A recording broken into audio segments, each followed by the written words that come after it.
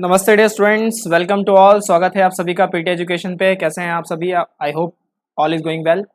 आज का session number है 212 और बीच में जो ये पैंडेमिक चल रहा है, कोरोना वायरस चल रहा है, जिस पे काफ़ी बहस चल रही है। आंकड़े डेली बेसिस पे आए जा रहे हैं। कई लोग कह रहे हैं कि आंकड़ों में जो गिरावट आ रही है दैट्स बिकॉज की टेस्टिंग लो हो रही है। कई लोग कह रहे हैं कि नहीं, डेटा ही गलत है। कई कह रहे हैं कि नहीं, हमें सरकार पे पूरी तरीके से विश्वास करना चाहिए। राइट, बहुत सारे लेके मतलब आशंकाएं हैं। आज इन्हीं चीज़ों के बीच में हम जिस टॉपिक पे बात करेंगे वो टॉपिक होगा हमारा वैक्सीन। वैक्सीन्स क्या होती हैं, कितने टाइप की वैक्सीन्स हैं, इन सब चीज़ों पे जो है आज हम बातचीत करेंगे। तो आज के सेशन में आपको मज़ा ज़रूर आने वाला है, तो अंत तक हमारे साथ बने रहिएगा। सेशन को लाइक करना ना भूलें, शेयर करना ना भूलें, कमेंट करना ना भूलें। आज का जो सेशन है टाइप्स ऑफ वैक्सीन, जैसा कि आपके स्क्रीन के ऊपर दिखाई दे रहा है। राइट, कई लोगों ने मुझसे पूछा कि सर मतलब ये वायरस म्यूटेट कैसे हो रहा है और ये न्यू वेरिएंट कैसे जनरेट कर रहा है। अब देखिए क्या है, इसके अंदर तो पूरी अपने आप में एक बायोलॉजी है। राइट, एपिडेमियोलॉजिस्ट जो होते हैं वो इनकी स्टडी करते हैं। तो अपने आप में जो क्या है कि ये जो है वो पूरी एक तरीके से अलग ही एक साइंस है, बायोलॉजी के फील्ड की साइंस है। लेकिन हल्की सी जानकारी मैं भी आपको दे सकता हूँ कि ये म्यूटेट कैसे हो रहे हैं, यानी म्यूटेशन कहते किसे हैं, नए वेरिएंट किस तरीके से आ रहे हैं। जैसे मान लीजिए एक छोटे से बच्चे को आपने एक कॉपी पकड़ा दी और उसको बोला कि आपको दूसरी कॉपी में से इस कॉपी में कुछ कॉपी करना है, तो कॉपी कॉपी हो गया। Right, sorry for the joke, lame joke था, कोई बात नहीं। तो एक कॉपी में से दूसरी कॉपी में या एक रजिस्टर में से दूसरे रजिस्टर में कुछ चीज़ें उसको कॉपी करनी थी। तो अगर बच्चा छोटा सा है, जाहिर सी बात है, लिखने की ज़्यादा हैबिट नहीं है, तो कुछ ना कुछ गलतियां ज़रूर करेगा, कॉपी करने में ही गलत करेगा। जो लिख के जो देख कर लिखना है उसमें भी वो गलती करेगा। सेम चीज़ यहाँ पर वायरस का कॉन्सेप्ट, सेम चीज़ यहाँ वायरस के साथ हम इसे रिलेट कर सकते हैं। जैसे कोरोना वायरस है, नोवल कोरोना वायरस। ऐसा नहीं है कि ये नोवल कोरोना वायरस जो नया नाम दिया गया था, नहीं। सार्स है, मर्स है, इन सब में भी ये सब they are coronavirus. Right, कोविड-19 इसे बोला गया क्योंकि 2019 में आया। अब इनमें क्या होता है, जैसे ही लोग अगर वैक्सीनेट नहीं हुए तो जैसे इनकी रीच बढ़ेगी, वायरस इन्फेक्शन बढ़ेगा, इन्फेक्शन रेट बढ़ेगा, लोग ज़्यादा इन्फेक्टेड होंगे। तो जो बॉडी बिल्कुल ठीक थी और जिसमें कुछ भी नहीं है, ना वैक्सीनेशन है ना कुछ है, तो वायरस उसमें जाकर म्यूटेशन कर सकता है, यानी अपना जो जीनोम है, अपनी जो डीएनए है उसे चेंज कर सकता है जाकर। राइट, उसी को कहते हैं म्यूटेशन, और वो एक नया वेरिएंट पैदा कर सकता है। इसीलिए देश भर की, दुनिया भर की सभी सरकारें इस जद्दोजहद में लग गई हैं कि किसी तरीके से हम सभी को वैक्सीनेट करा लें, क्योंकि जैसे ही सभी को अगर वैक्सीनेट हो जाएगा तो एक पर्टिकुलर केमिकल है तो वायरस म्यूटेट नहीं कर पाएगा। राइट, वायरस जो वैसा था वैसा ही रहेगा, लेकिन वायरस म्यूटेट नहीं कर पाएगा, कोई नया वेरिएंट सामने नहीं आएगा। तो फिर ये जो बार बार खतरे आ रहे, जैसे पिछले साल भी खतरा आया था, इस साल तो बहुत बुरी तरीके से आया है, तो ये सब चीज़ों की आशंकाएं हैं जो हैं वो खत्म हो जाएगी। तो और जब तक ये नहीं हो सकता तब तक कोई चांस नहीं है। हालांकि सरकार का कहना है, सरकार के जो प्रवक्ता हैं वो सब कह रहे हैं, यानी कि आप प्रिंसिपल साइंटिफिक एडवाइजर ले लीजिए या जो बड़े बड़े आईएएस अधिकारी हैं, उन सबका कहना है कि दिसंबर तक तो हम सबको वैक्सीनेट कर लेंगे। देखते हैं अब कितना हो पाता है। तो लगे हाथों शुरू करते हैं। तो आई होप सबको समझ में आ गया होगा कि म्यूटेशन और न्यू वेरिएंट्स किस तरीके से जनरेट होता है। इसके लिए सिर्फ एक ही दवा है, आप सभी लोग वैक्सीनेट हो जाएं। सरकार सभी का वैक्सीनेशन प्रोग्राम सही से ड्राइव करे अच्छे तरीके से। लगे हाथों, आपके लिए पहला सवाल मैं इसी से पूछ लेता हूँ कि जो भारत में जो अभी वेरिएंट आया था उसका नाम क्या था? Right, which is the what is the name of the new variant of COVID-19 right now in India? Right, पहला सवाल है। अब आते हैं इस पे, ये है टाइप्स ऑफ वैक्सीन्स। सर ये कैसे हैं? ये तो देखे भी नहीं हमने हमने तो नाम सुने हैं, Moderna, Johnson and Johnson, Covaxin, Covishield. ये कैसे आप वैक्सीन्स लेके आ रहे हो? टाइप है भैया, टाइप है ये। जैसे देखो, पहला है लाइव एटीन्यूएटेड वैक्सीन। अब थोड़ा सा समझ लेते हैं इसमें क्या होता है। ये जब वैक्सीन तैयार की जाती है तो एक लिविंग माइक्रोब के जरिए किया जाता है, जीवाश्म, एक लिविंग माइक्रोब। राइट, और उसको लैब में ही जब ये वैक्सीन बना जा रही होती है तो उसको लैब में ही उस माइक्रोब को इतना कमजोर कर दिया जाता है कि वो कोई भी डिजीज आपके बॉडी के अंदर पैदा नहीं करेगा। राइट, और इसी का इस्तेमाल किया जाता है, जैसे जैसे इलाज हो गए आपके मम्स हो गए, चिकन पॉक्स हो गए, वैक्सीन्स अगेंस्ट मीजल्स हो गए, इन सब चीज़ों में जो है लाइव एटीन्यूएटेड वैक्सीन्स का इस्तेमाल किया जाता है, लिविंग माइक्रोब्स का इस्तेमाल किया जाता है, बहुत ही कमज़ोर कर दिया जाता है ताकि बॉडी में आपके कोई वो अफेक्ट ना करें। क्योंकि देखिए, वैक्सीन आप बनाएंगे, माइक्रोब्स का इस्तेमाल करके बनाएंगे, कुछ रिएक्ट कर गया और मतलब ठीक होने के बजाय कोई मर ही गया तो फिर क्या होगा इसका? राइट, बहुत सारे सवाल पैदा होते हैं ना। दूसरा, इनएक्टिवेटेड वैक्सीन। इनएक्टिवेटेड वैक्सीन क्या होता है कि बीमारी को तो जड़ से खत्म करता ही करता है, और इसमें जो माइक्रोब्स होते हैं, केमिकल्स, हीट, रेडिएशंस, इन सब के साथ मतलब जो है इसका इस्तेमाल किया जाता है। मतलब एक तरीके से डेड माइक्रोब्स का यूज किया जाता है। किस तरीके के माइक्रोब्स का? डेड माइक्रोब्स का यूज इसमें किया जाता है ताकि वो म्यूटेट ना हो पाए, राइट। इसके एग्जाम्पल ले लीजिए, जैसे पोलियो में इनएक्टिवेटेड वैक्सीन का यूज किया गया, इन्फ्लुएंजा में यूज किया गया, हेपेटाइटिस ए में किया गया, रेबीज में किया गया, ठीक। तीसरा है सब यूनिट वैक्सीन। अब जो सब यूनिट वैक्सीन है इसमें किसी भी माइक्रोब का इस्तेमाल नहीं किया जाता। ये सब बातें आपको ध्यान रखनी, कुछ भी पूछा जा सकता है। किसी भी माइक्रोब का इस्तेमाल नहीं किया जाता। तो सर इसमें किसका इस्तेमाल करते हैं? इसमें एंटीजेंस का इस्तेमाल करते हैं। तो particular set of antibodies he create करेगा एंटीजेंस। तो उसमें सिर्फ जो है मतलब कुछ पर्टिकुलर ही बीमारियों में इसका इस्तेमाल किया जाता है। जैसे कि प्लेग जब आया था तो प्लेग के इम्यूनाइजेशन के लिए सब यूनिट वैक्सीन का इस्तेमाल किया गया था। चौथे पे चलते हैं, टॉक्सॉइड वैक्सीन। अब टॉक्सॉइड वैक्सीन जो है ये वायरस से रिलेटेड नहीं है बल्कि ये रिलेटेड है बैक्टीरिया से।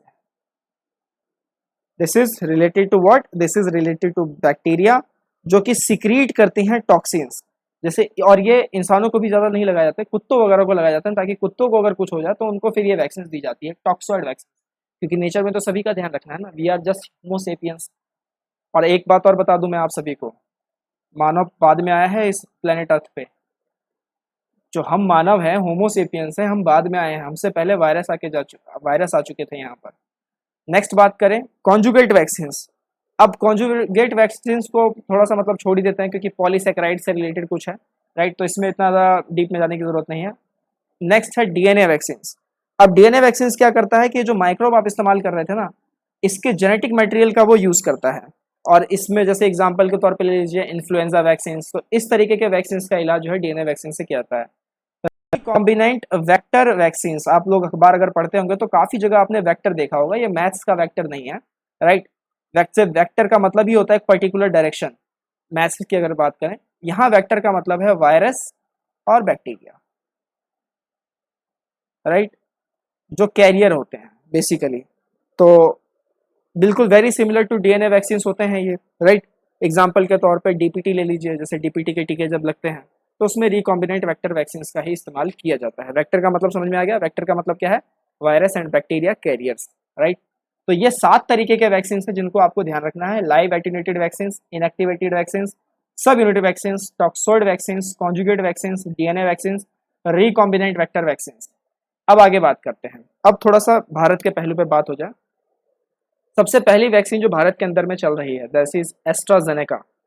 कोविशील्ड है इसका नाम, राइट। कोरोना वायरस की वैक्सीन किसने प्रिपेयर किया? तो serum institute of India Pune ने प्रिपेयर किया। बहुत अच्छी बात है। It is N adeno virus vector platform with dosage of 2 injection with in a gap of 12 weeks. तो 3 महीने के गैप तक में आप इसे ले सकते हैं। एक डोज अगर आपने ले लिया है तो दूसरा डोज वैसे बोला जा रहा है कि 1 महीने के बाद आइए, 3 महीने के गैप तक पे भी आप इसे ले सकते हैं। इसकी जो स्टोरेज टेम्परेचर है 2 से 8 डिग्री सेल्सियस पे इसे रखा जाता है। 6 महीने की इसकी एक्सपायरी है। कितना एफिशिएंट है? तो 82.4% एफिशिएंट है when dosing stretch for 12 weeks and more. 3 महीने से ज़्यादा या उससे ज़्यादा लग गए तो 82.4% ये इफेक्टिव है। इसकी एफिकेसी जो है वो 82.4% है। नेक्स्ट बात करें तो कोवैक्सीन की, बगल में चित्र आपको दिख रहा होगा कितना सुंदर लग रहा है। तो कोवैक्सीन भारत बायोटेक हैदराबाद में बना, ये भी अच्छी बात है भारत के लिए। It is an inactivated whole virion. अब आपको इनएक्टिवेटेड वैक्सीन का मतलब समझ में आ रहा होगा, ऐसे वैक्सीन जिसमें माइक्रोब्स को बुरी तरीके से डेड कर दिया जाता है ताकि म्यूटेशन का खतरा ही मर जाए, right. With a dosage of 2 injections with in a gap of 4 to 8 weeks. तो 4 से 8 हफ्ते, यानी बोला था ना 1 महीने 2 महीने बाद आइए, राइट। टेम्परेचर वही है सबका, लगभग सबका वही है वैक्सीन का रखने का टेम्परेचर, 2 से 8 डिग्री सेल्सियस। एफिकेसी कितनी है? 81% है अगर 4 हफ्ते या उससे ज़्यादा आपको लगते हैं तो। क्लियर है यहाँ पे? AstraZeneca serum institute of India Pune, दूसरा कोवैक्सीन भारत बायोटेक हैदराबाद। तीसरे पे बात करते हैं Sputnik 5, Gamaleya Russia and doctor Reddy. हालांकि इसको भी जल्दी से जल्दी ऑर्डर दे दिया गया है, भारत में आ ही जाएगा। It is N adeno virus vector platform with a dosage of 2 injections with in a gap of 21 days to 3 months। और बताया जाता है कि इसकी एफिशिएंसी बहुत ज़्यादा है, 91% ऐसा बताया जा रहा है, राइट।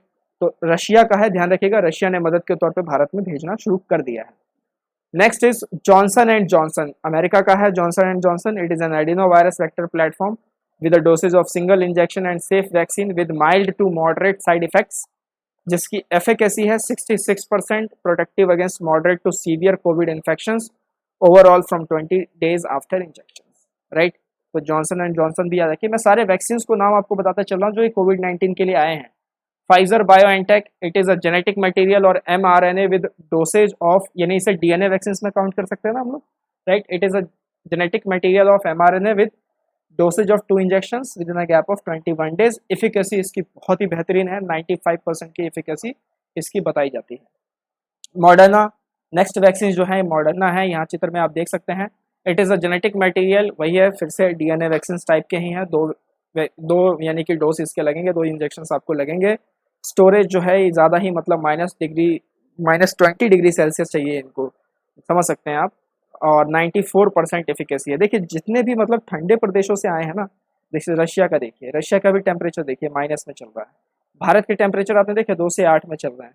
तो ये सब चीज़ें भी जो है आप ऑब्जर्व करते चलिए। जैसे अब ये फाइजर बायोएनटेक है -70 डिग्री सेल्सियस, मॉडर्ना को भी -20 डिग्री सेल्सियस के स्टोरेज में रखना पड़ेगा। ये इसकी कोल्ड स्टोरेज मतलब कैपेसिटी है। अब साइनोफार्म एंड साइनोवैक जो कि चाइना ने बनाया, Sinovac, it is an inactivated vector with dosage of 2 injections. Sinopharm की 79% बताई जाती है, जबकि साइनोवैक की 50% बताई जाती है।